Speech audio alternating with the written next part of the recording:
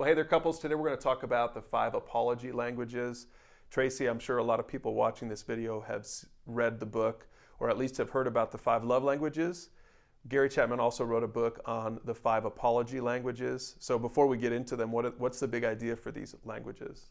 So just like the love languages, everyone has a primary language they speak. So for love, we probably learned about that. But with the apology language, it's kind of the same idea, that when we are in an argument with our spouse, we are listening for certain things, a certain language to be spoken when we hear "I'm sorry" or asking for forgiveness.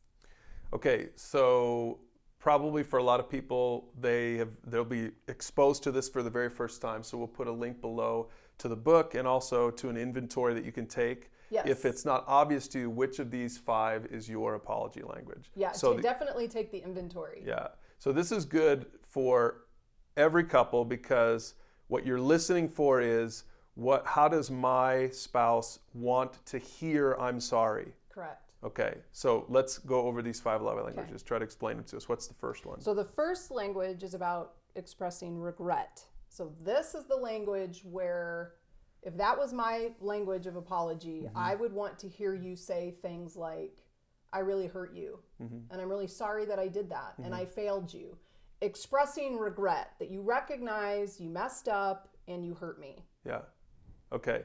So that's different than saying, "I'm sorry that your feelings got hurt." Correct. Because that's projecting it on the other person. That's right. Like your feelings are easily upset. Right. This is about you owning, I truly regret that I hurt you by my actions or my words. Okay. And again, some people just need to hear it like that. Yes. Okay, that's good. That's the first apology language. So you want to hear them say, "I regret how my words wounded you."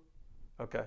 Okay, good. What's the second one? Okay, the second one's about accepting responsibility. So this is the language that if this were mine, I would want to hear you not place blame anywhere else but on yourself. Like, I lost my cool. That was totally on me. My bad. That you are accepting responsibility for what happened that caused pain. Okay. What's the third one? Okay, so the third language is about making restitution. So this is the language the person wants to hear, not only that you messed up, but that you want to make it up to them in some way. Like they would love like a question like, "How can I be different next time?" That you also want to change your behavior moving forward. So this is the person who doesn't, maybe words are cheap to them. Yeah. And they need to see to see some action. How can you assure me that you're going to make that mistake again and again and again and again? Yeah. And even as you say that, I wonder, just if we can pause for a second, if some couples might be saying, I think my apology language might change over time based on the other person, maybe some things in the other person. So for example, if someone is just really good at the first 2 and saying, but they're not really good at ever sort of changing at action, then maybe, after 20 years, I would imagine that a spouse might say, "You know what, it's time for me to see some change in your life." Right? So even apology languages can shift.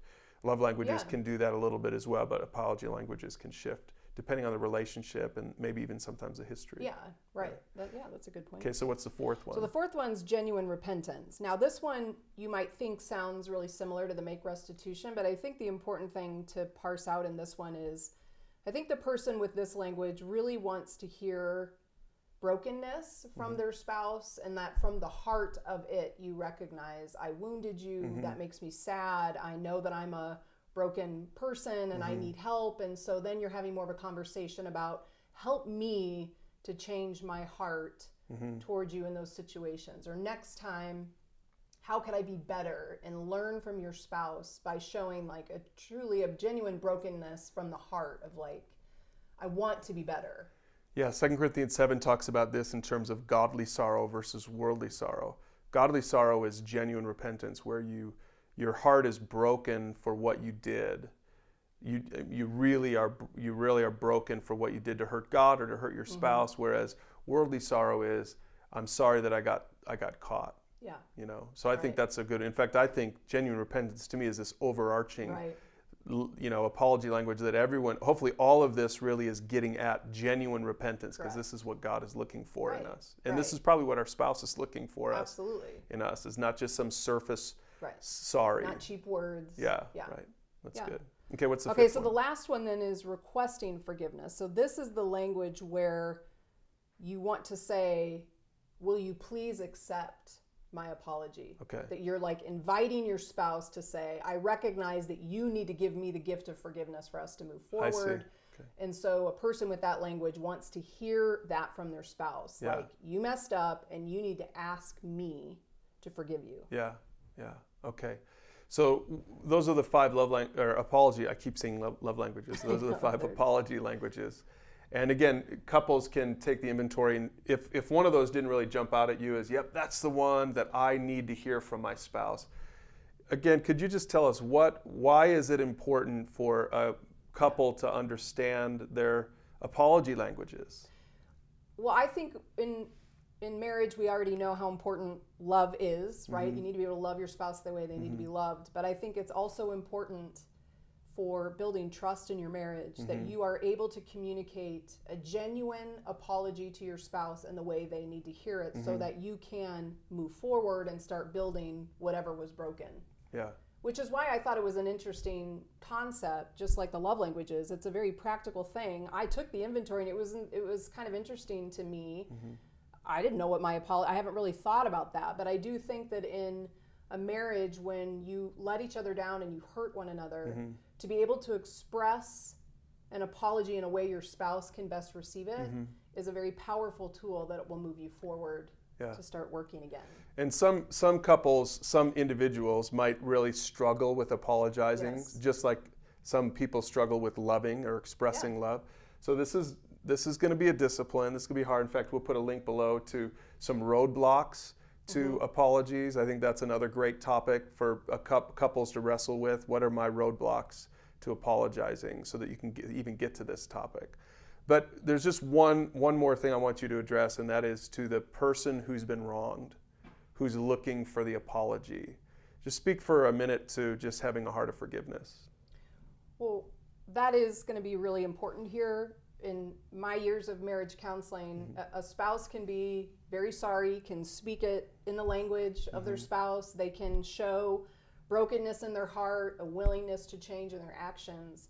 But there is that step of the wounded spouse that has to have a forgiving heart.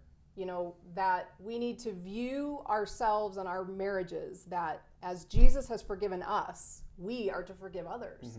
And I think if we hold on to unforgiveness, or we have an attitude of, well, you didn't say it exactly the way I wanted or whatever, like that's a personal issue in you. That's a hard issue you need to look at. The Bible is very clear that we're to be forgiving people. So even if you don't hear the apology exactly the way you want it, at the surface of it, it's still, you need to be a forgiving person. As Jesus has forgiven us and didn't hold us to some standard that we couldn't live up to, we shouldn't do that to our spouse. Yeah, that's good. So those are the five apology languages, and we'll put some questions below so that you can talk about this with your small group or with your mentor. And remember, work hard at this discipline of learning how to apologize and how to accept an apology, and I think it'll really strengthen your marriage.